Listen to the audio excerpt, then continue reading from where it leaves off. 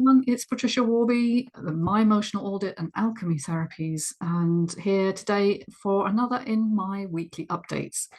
And today I want to cover the new transition, the new biology or the new understanding that's coming into, well, healthcare. We'd love it to come into conventional medicine, but it's very slow actually to filter in to the conventional view, and it's much more keenly seen in the alternative or complementary side. And there are very good reasons for that, which I'm going to go into towards the end. So let's get started. Let's just share my screen here. And we can see some of the points I'm about to make. Okay. So the old understanding of the body was that it was a complex biological machine. Now, obviously, modern medicine began around the time of the Victorian era, and everything was about machines. You know, the Victorians were fantastic at creating machines. We still use some of the ones they designed and built. But everything was seen in the light of this, and so the body was seen as a complex machine that would occasionally break down, so bits would break, and doctors were very keen to find out why they broke down and what they could do to fix them. And the idea was that very much you were healthy until you had a disease. Now, believe it or not, that view is still prevalent in that it's often seen that you're fine until you have a problem, and then the health service, which is really a disease service, comes in, kicks in to try and solve the problem, usually with drugs or surgery. But the new understanding opens that up completely and says that health is actually a continuum on a scale, and that the body, although it's a complex system, it's not a machine, because actually it's far more intelligent than that. You could say it's more like a quantum computer. I think that would be perhaps a better analogy. And it operates as a whole, an intercommunicating web of information. And it's not about parts that break down. So it's a systems-based model, not an organ-based model. And you're always on a spectrum of health, and you're moving from one side to the other, depending on what's going on for you. And we all have bad days and good days, and some days we're feeling better than others. And a lot of that is to do with how your organ systems are running. The old model says disease is largely caused by random events over which you have no control, because it's all down to your genes, basically, and your genetic blueprint dictates how you will live and how long you will live.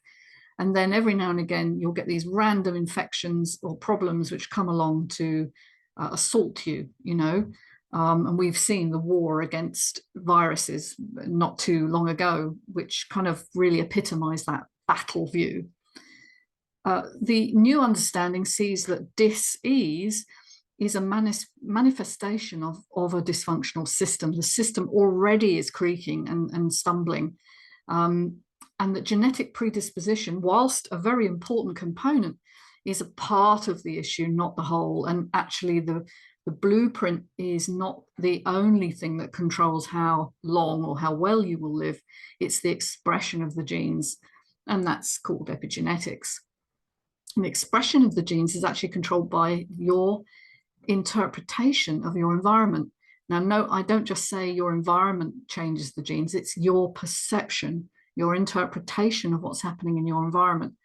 So that's the job of your brain, of course, and your nervous system to convey that information. And it may tell you that you're under threat when you're not. You know, this is largely the problem when I'm dealing with people with chronic conditions, is that their body is in fight and flight and just believes it's a constant chronic stress state.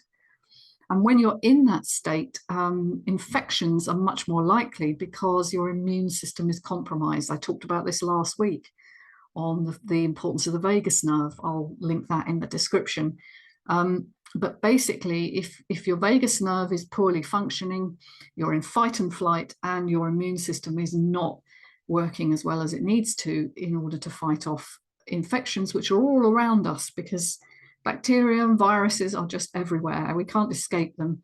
Most of them are benign or even helpful, but just occasionally they can become a problem.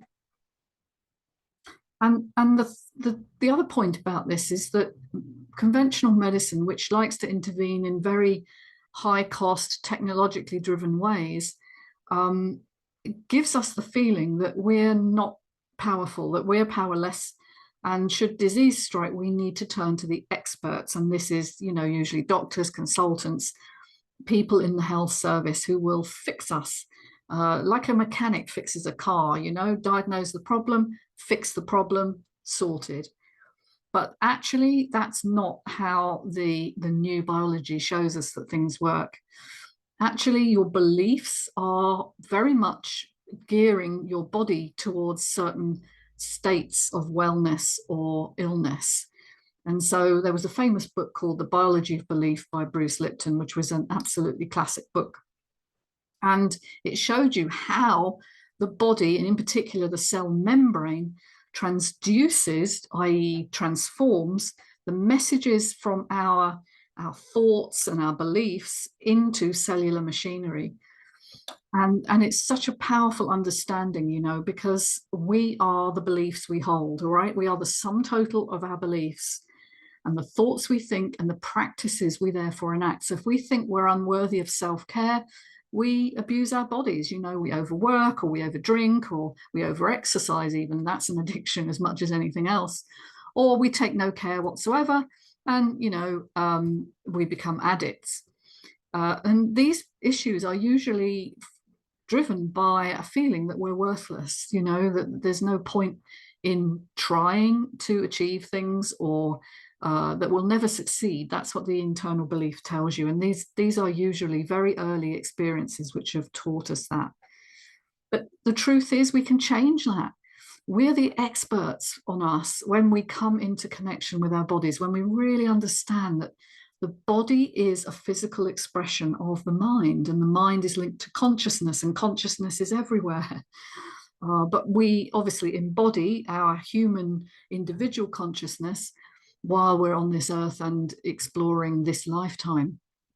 But we have tremendous capabilities beyond what we've been taught to change things. Spontaneous remission is entirely possible for some people. It's not an easy thing to engender because the beliefs are so deeply embedded. But certainly for the average person, it is possible to change the trajectory of your health to, a whole, healthy, happy feeling. But sometimes you need some intervention to do that. And I would say also the old paradigm says we have no responsibility for our health. It's just random bad hand that we've been dealt. We just go and, do what we can to survive. But that leaves us very powerless and in fear of illness. And so we live in fear that something's going to strike us at any moment, particularly cancer, which has such a myth, a mythic quality about, the strength of that illness and how it's very likely to kill us if we get it, because that's what we're shown, that's what we're taught, that it's a very difficult disease, which it is. But it's the end result of a long chain of events in the body where your detoxification mechanisms aren't working correctly. Maybe your digestion hasn't been good and your immune system is obviously compromised. And so giving people back their power and response ability, the ability to choose a different response, is what I'm all about. To change this output into a functional one where your body can rest and repair and start to heal. And we need to do that by coming into connection with our feelings and allowing our feelings to be processed and felt and transcended. And when we do that, a lot of energy is released from the body, which allows people to rest and restore themselves. And so it's all about love, actually. It's all about self-love and understanding who we are in this world and what we've come to do. I'm going to cover that a little bit more in next week's video, just going more into the spiritual side of recovery. But for now, just understand that this old model, which is what the current medical understanding runs on, is bankrupting the health services of most Western nations. you know, because the rise in chronic disease has completely overwhelmed most health services.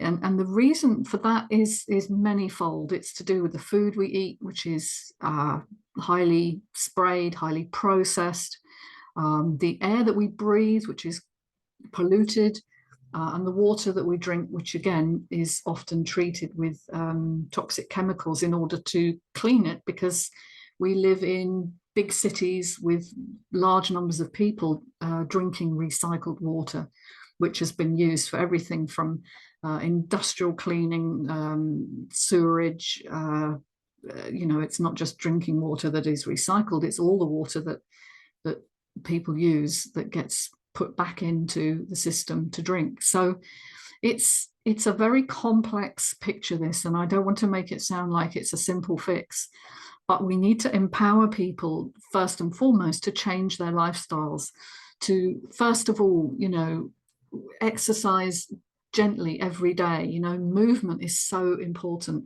for detoxification and for body functioning. Eat good foods. You know, good quality foods are more important than the amount or the type. But I would say, you know, good fats, a reasonable amount of protein, and complex carbohydrates. You know, anything that's cheap and quick is likely to be full of rapidly digested carbohydrate, which is akin to sugar basically in the body. So white bread, pasta, rice are all treated by the body as if they were pretty much a sugar, and that's got disastrous consequences. So just doing those two things would make a big deal of difference to start with. But the final thing is sort of getting your emotional health needs met, you know, getting your emotional house in order, as it were. And if you find it difficult to talk about your emotions or to deal with the emotions that maybe have lived in you for years and sometimes decades, that's really where therapy comes into its own and is able to encourage you to feel your feelings through your body. And that's what I do. So look, this new medicine is coming, right? It's an unstoppable force, but there are vested interests that are seeking to stop that movement, because basically you cannot license and make profit from most of the therapeutic interventions that I use. So diet, exercise, and emotional healing don't have a patentable and therefore profitable outcome. So the big drivers of the current system, which sees you know, these surgical interventions and drugs, usually for life once you've been diagnosed, as the only alternative, are driven by the profits that they make for the companies that either license them or produce the you know, surgical or interventional means. So it's vested interests that are keeping us in this old system. And when you understand how deep that goes, how Big Pharma is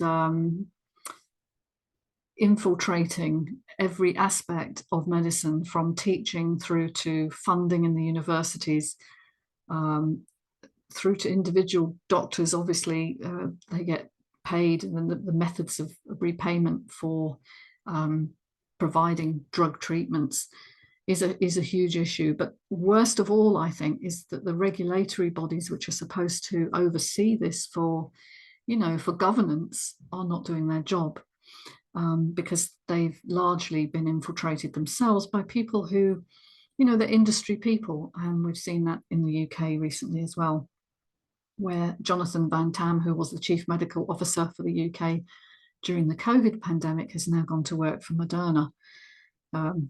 And if you can see any conflict of interest there, well, you won't be alone. So, folks, we need to speak up now for a new medicine, and that's why I'm here, really. That's why I write the books I write. That's why I produce the courses. It's why I produce these videos. If you like what you're hearing here and you want to explore further, please click the links in the description below and get in touch. Take care, everybody. Bye for now.